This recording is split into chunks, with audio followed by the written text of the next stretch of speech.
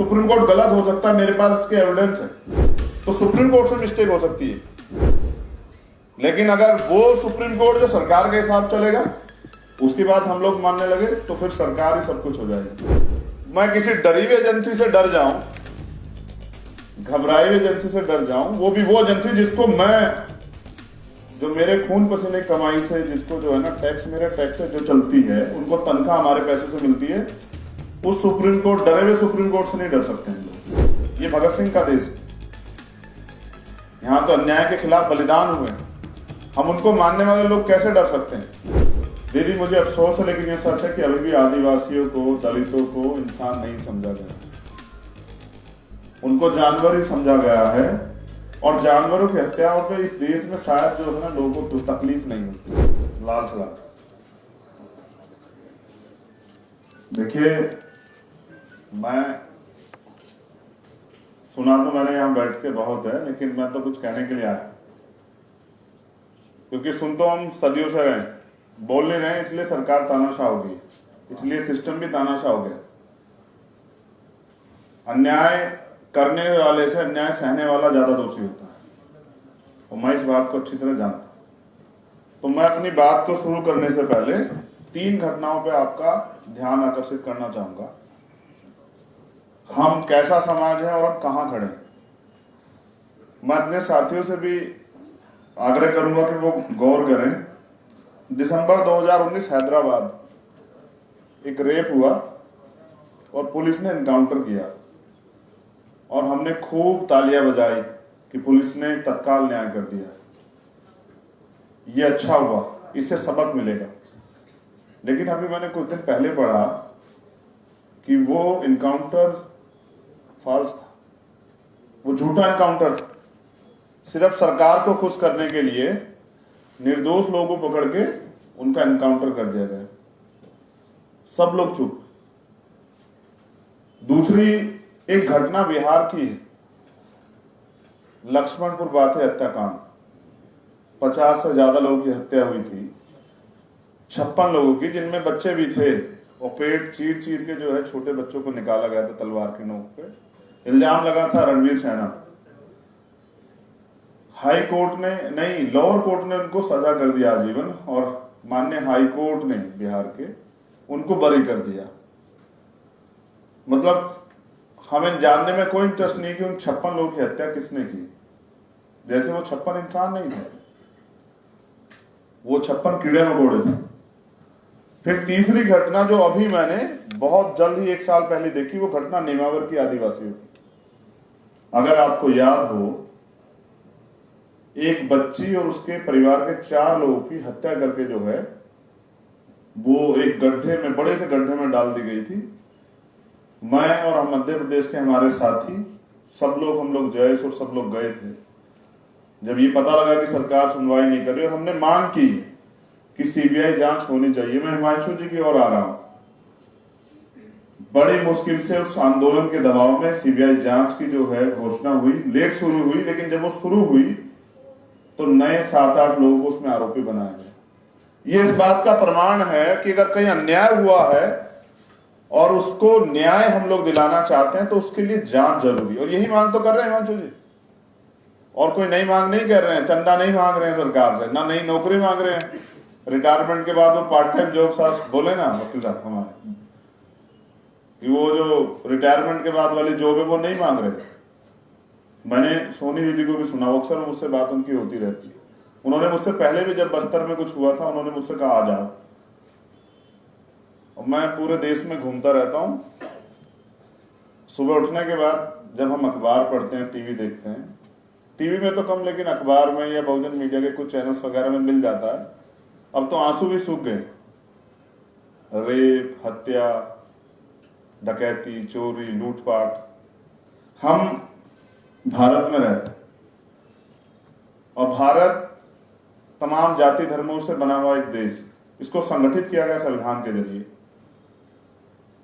यहां चोर, हत्या, रेपिस्ट हैं तो यहां अच्छे लोग भी। उसी तरह से चोर, रेपिस्ट, हत्यारों का सम्मान नहीं होता है, लेकिन अच्छे लोगों का सम्मान होता है। उनको सुनने वाले लोग होते हैं, उनकी बात का अनुसरण करने वाले लोग होते हैं। आज भी बाबा साहब के नाम पे हम लोग लाखों लोग जिंदगी कुर्बान करने के लिए तैयार, ये इस बात का प्रमाण है। आज बाबा साहब नहीं है। उसी तरह से जो अच्छे लोग हैं, चाहे वो सुरक्षा दल के या पुलिस के, हम लोग उनका सम्मान करते हैं, लेकिन जो अपराध करेगा हम उसका सम्मान नहीं करेंगे, किसी भी कीमत पे नहीं करेंगे। उसके खिलाफ हम लोग लड़ेंगे और तब तक लड़ेंगे जब तक उसको सजा नहीं मिलती, क्योंकि अपराध के लिए कानून एक, चाहे वो मेरा द्वारा किया गया हो या फिर जज साहब के द्वारा किया गया। यहां जितने हमारे साथी बोले ना, वो सब पीड़ा बोलते रहे, बोलते रहे, बोलते रहे। और मैं सोचता था, कभी कभी तो ऐसा लगता था कुछ को सुन के, आज तो मैं धन्यवाद देता हूं हमारी महिला शक्ति का, कि जब वो इतना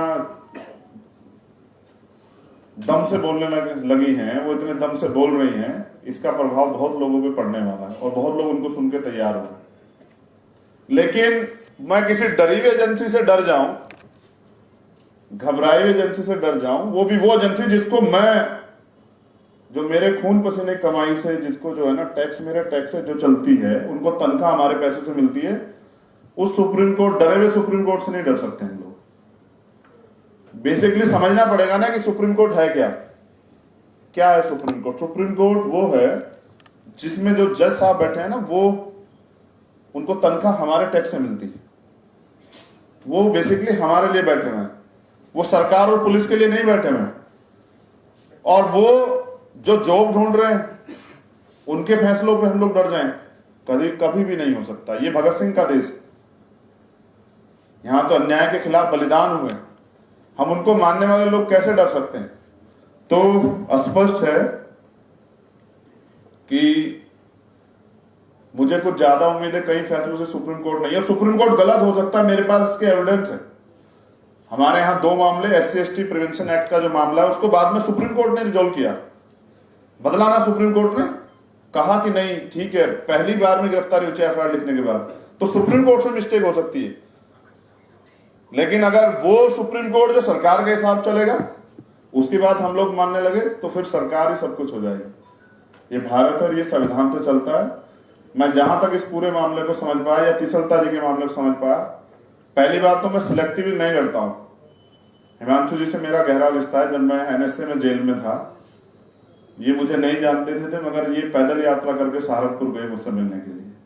सरकार ने मिलने नहीं दिया, वो एक अलग बात है, क्योंकि चाहे कन्याकुमारी से और कश्मीर तक सत्ता का चरित्र एक होता है, ये मैंने देखा। और यही बात प्रशांत जी भी कह रहे, सरकार किसी की हो, चंद पूंजीपतियों की जेबें भरने के लिए अगर सरकार काम करेगी और सुप्रीम कोर्ट का समर्थन करेगा, तो हम उसका विरोध करेंगे। जैसा मैंने कहा कि मामले सिलेक्टिव, जब सुप्रीम कोर्ट अच्छा काम करेगी, हम उसका भी समर्थन करेंगे, हम उसको भी आदर्शवादी न्याय के रूप में देखेंगे। लेकिन जब सुप्रीम कोर्ट के जरिए अन्याय होगा, तो हम उसको भी, और देखो ये सुप्रीम कोर्ट, फिर कह रहा हूं, जब हम टैक्स देते हैं तो हमें उसके हर फैसले पर नजर रखनी चाहिए। और हमने जो उदाहरण दिए गए साथी हमारे प्रशांत जी द्वारा, वो उदाहरण स्पष्ट है कि किस तरह कुछ जज जो है अपना जमीर बेच के जो है वो न्याय कर रहे हैं। ऐसे न्याय से न्याय का सिद्धांत ही खत्म हो जाएगा। तो मैं जो कह रहा था कि मैं सिलेक्टिवली नहीं लड़ता हूं, अब तक देख लीजिए, चाहे वो CA का मामला हो, NRC का मामला हो, किसानों का मामला हो, जलगार परिषद का मामला हो, बीमा कोरेगांव का मामला हो, रोस्टर का मामला हो, कोई एक ऐसा इशू नहीं है कि जहां अन्याय के खिलाफ लड़ा गया और वहां मैंने, और हिमांशु भाई है मेरे, उनके साथ अन्याय हो, तो हाँ ऐसा कैसे देखा जा सकता है? तो इसलिए मैं पूरी घटना को समझ पाया कि सरकार ये चाहते कि हमारे बोलने का अधिकार छीन लिया जाए, हमारे लड़ने का अधिकार छीन लिया जाए, और ये अधिकार हमें सरकार नहीं देती। सरकार को ये समझना पड़ेगा, ये अधिकार हमें भारत का संविधान देता है। तो ये देश संविधान तो चलेगा, मनुस्मृति से नहीं चलेगा। प्रधानमंत्री जी और सरकार को, और माननीय जो न्यायालय में, जो सर्वोच्च न्यायालय हमारा, जिसको हम न्याय का मंदिर कहते हैं, ये बात उनको भी समझनी पड़ेगी। कई ऐसे मामले हैं, मैं भारत में बहुत सारी चीजों को हम नोटिस करते हैं, क्योंकि 23-24 का स्टेट में हमारा संगठन है। आज हमारी जब पता लगा दीदी यार, तो छत्तीसगढ़ की टीम भी आई हुई है। उन्होंने मुझसे एक निवेदन भी किया है। तो मैं समझता हूं कि इतने मामले हैं सुबह से शाम तक कि समझ नहीं आता किस मामले को लिखें, इतने मामले। लगता है ये बुरा है, उसके बाद जो दूसरा पता लगता है दूसरे वो उससे ज्यादा बुरा है। तो जब मैं पूरे भारत में घूमता हूं तो समझ आता समस्या एक, अब पूरे भारत में कहीं भी चले जाओ दीदी, मुझे अफसोस है लेकिन ये सच है कि अभी भी आदिवासियों को, दलितों को इंसान नहीं समझा गया है, उनको जानवर ही समझा गया है। और जानवरों की हत्याओं पे इस देश में शायद जो है ना लोगों को तकलीफ नहीं होती। मैं उसी समाज से आता हूं, तब मैं इस बात को कह रहा हूं। मैं यहां खड़े होकर इस बात कहता हूं तो हो सकता है लोग मुझे जातिवादी कह दें, जब प्रशांत भाई इस बात को कहेंगे, शायद लोग इस बात को ना कहें, वो कहेंगे प्रोग्रेसिव बात कर रहे हैं। लेकिन मैं इस सच्चाई को जानता हूं कि मैंने कहीं ऐसी घटना देखी, पूरा भारत का जो मेन स्ट्रीम है, चाहे वो खिलाड़ी हो या एक्टर हो या न्यूज चैनल हो, कुछ सब लोग लिखते हैं मैं घटना का जिक्र करूंगा, जबकि मैं आदिवासियों की तरफ से मानता हूं कि प्रकृति की सबसे ज्यादा संरक्षण और प्रकृति की सबसे ज्यादा जो है सम्मान, वो पूजा जो है वो करते हैं। एक हथनी के साथ कुछ हुआ था, अगर आपको याद हो, वो दुखद था, लेकिन उससे बुरा बुरा आदिवासियों के साथ होता है, कभी चर्चा नहीं होती। अगर कुछ लोग आज लड़ने के लिए खड़े हुए हैं तो आप उनकी जीभ काट लो। ये आजाद भारत है सर, सुप्रीम कोर्ट को भी ये समझना पड़ेगा और सरकारों को भी। और रही बात जो और ज्यादा महत्वपूर्ण है गोमपाड़ के मामले में, तो मैं दीदी से वादा करता हूं कि जल्द हम लोग जो है ना, और हम हिमांशु जी को भी ले चलेंगे, हम गोमपाड़ फिर जाएंगे, हम उन लोगों के बीच में जाएंगे, उनके दर्द को सुनेंगे। वो दिल्ली चल के आते हैं, ये बहुत अच्छी बात, लेकिन हम वहां जाएंगे उनके बीच सुनने के लिए, और वहां की सरकार से भी पूछेंगे और इस लड़ाई को और मजबूत करेंगे। और सुप्रीम कोर्ट जो है उसको सुनना पड़ेगा। अब एक और बात, जुर्माना इनके ऊपर है 5 लाख रुपए, तो ये कहते जुर्माना नहीं देंगे, वो कहते जेल भेज देंगे। तो मैं पूरी जिम्मेदारी से कह रहा हूं कि जिस दिन हिमांशु जी को जेल भेजा जाएगा, मैं इनके साथ जेल जरूर जाऊंगा, मेरा वादा है। क्योंकि मैंने 16 महीने एक साथ जेल काटी, और मैं दिल्ली की तिहाड़ में भी एक्सपर्ट हूँ। वहां मेरे बहुत सारे लोग रहते हैं पीड़ित हैं, उनकी लड़ाई भी मुझे लड़नी है। 2 बार मैंने दिल्ली की तिहाड़ देखी। जब मैं फर्स्ट टाइम गया तो मेरे लिए नया था, जब मैं सेकंड टाइम गया तो लोग मुझसे पूछ रहे थे कि लोग यहाँ से जाने को तरसते हैं, आप कैसे चले आए। तो मैंने उनसे एक ही बात कही कि आप लोगों की याद खींच लाई, और आज मैं यहाँ हूँ तो इन सब की वजह से जो अपने जीवन की परवाह न करते हुए लड़ रहे हैं। और अगर कोई लड़ रहा है तो अगर ज्यादा कुछ नहीं कर सकते तो आपको उसका साथ देना चाहिए। और मैं यहाँ ये बताने के लिए हूं कि हम आपके साथ हैं हिमांशु भाई, और आखिरी दम तक लड़ेंगे। मैं अम्बेडकरवादी, पहले भी अम्बेडकरवादियों ने इस लड़ाई को, भारत एक मजबूत भारत बने, भारत की दुनिया में एक पहचान बने, उस लड़ाई को लड़ा।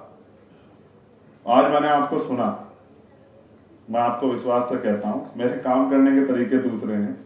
एक बार मैं इंपॉर्टेंट स्टोरी आपको बता देता हूं। मैंने गांधी जी की तरफ से भी सोच के देखा था, मैं झूठ नहीं बोलता हूं। मैं सहारनपुर जेल में था, 2 अप्रैल का मामला था, बहुत सारे लोगों की जान गई थी, बहुत सारे लोग झूठे मुकदमे थे, तो मैं कुछ नहीं कर पा रहा। मैंने कहा कि चलो, मैंने पहला पत्र लिखा महामहिम राष्ट्रपति जी को कि मैं अपने लोगों के लिए कुछ नहीं कर पा रहा हूं, इसलिए मैं इच्छा मृत्यु चाहता हूं। तो मेरे साथियों ने मुझे समझाया कि इच्छा मृत्यु क्या मतलब है, आप भूख हड़ताल करो। तो यहां मैं इस अनशन से मैं गांधी और भगत सिंह दोनों को जोड़ देता हूं। मगर आप विश्वास करेंगे, मेरा अनुभव इतना कड़वा है कि 8 दिन मैं भूख हड़ताल पर रहा। मीडिया ये लिखता रहा हमारे लोगों को, जेल में मेरे मिलने वालों के रास्ते बंद हुए कि चंद्रशेखर 3 टाइम खाना खा रहे हैं, और वो भूख हड़ताल पे नहीं। और जेल में आप भूख हड़ताल करते हो तो एक और मुकदमा है। लेकिन फिर एक साथी मुझसे मिलने के लिए आए, उन्होंने मुझसे कहा कि सरकार भी चाहती है आप मर जाओ, और आप खुद भी मरना चाह रहे हो, तो आप सरकार का काम आसान कर रहे हो। इस बात का अर्थ ये कि मरने से काम नहीं चलेगा, लड़ने से काम चलेगा। और लड़ने में अगर शहादत होती है तो उस शहादत देने को हम लोग तैयार हैं, लेकिन ना अन्याय के खिलाफ झुकेंगे और ना ही झूठी डरी हुई सजनसी जो नौकरी के लिए फैसले सुना रही है, ऐसी सरकार से भी, ऐसे सुप्रीम कोर्ट से भी नहीं डरेंगे। और मैं मानता हूं जब तक कॉलोजियम सिस्टम नहीं खत्म होगा जब तक all India judicial service commission नहीं बनेगा तब तक न्यायपालिका से न्याय की उम्मीद करना इस देश के शोषित वर्ग की बेवकूफी है। और मुझे बेवकूफी की आदत नहीं है, ना मेरे अंदर गलतफहमी। बहुत बहुत धन्यवाद। इस विश्वास के साथ कि सुप्रीम कोर्ट अपनी गलती सुधारेंगे, अगर नहीं भी सुधारते तो आप विश्वास कीजिए कि जब आप चलेंगे भारत की जेल की तरफ तो शायद मेरा ऐसा मानना है कि दिल्ली की सड़कों पे पैर रखने की जगह नहीं बचेगी। लड़ने वाले बहुत हैं, आप आगे बढ़ के लड़िए, हम सब लोग आपके साथ। धन्यवाद। जय हिंद।